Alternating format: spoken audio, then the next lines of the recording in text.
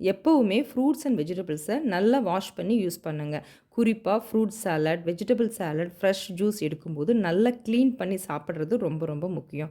Plain வாட்டரில் wash பண்ணால் போதுமா அப்படின்னா கண்டிப்பாக இல்லை. ஏன்னா அது மேலே படிஞ்சிருக்கிற ரசாயனம், பூச்சிக்கொல்லி மருந்து க்ளீனாக போகாது. அதுக்கு ஈஸியாக செய்யக்கூடிய சில மெத்தட்ஸை பார்க்கலாம். ஹாய், ஹலோ, வணக்கம். நான் டாக்டர் ஹேமா, யோகா மற்றும் இயற்கை மருத்துவர்.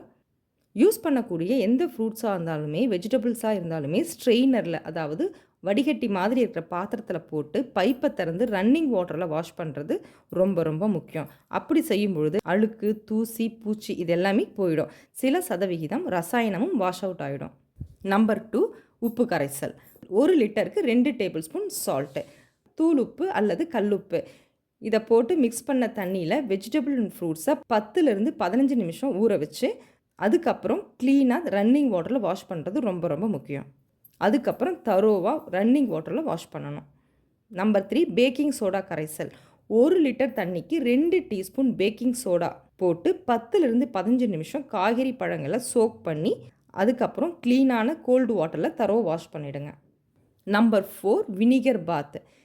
4 கப்பு தண்ணீருக்கு 1 கப் வினிகர் என்ற சதவிகிதத்தில் கரைசலை ரெடி பண்ணி அதில் வெஜிடபிள் அண்ட் ஃப்ரூட்ஸை போட்டு சில நிமிடங்கள், அதாவது 10லிருந்து 15 நிமிஷம் ஊற வச்சு அதுக்கப்புறம் தரோவை வாஷ் பண்ணிவிடுங்க. முக்கியமான ஒரு விஷயம் என்னென்னா, உப்பு, பேக்கிங் சோடா, வினிகர்லாம் யூஸ் பண்ணும் பொழுது ஃப்ரூட்ஸ் அண்ட் வெஜிடபிள்ஸ் மேலே அதோடைய ஸ்டெயின் கொஞ்சம் படிஞ்சிருக்கும். அதனால் நல்ல தரோவாக வாஷ் பண்ணுறது ரொம்ப ரொம்ப முக்கியம். இல்லைன்னா அந்த பழங்கள் அண்ட் வெஜிடபிள்ஸோட டேஸ்ட்டு மாறுறதுக்கான வாய்ப்புகள் இருக்குது.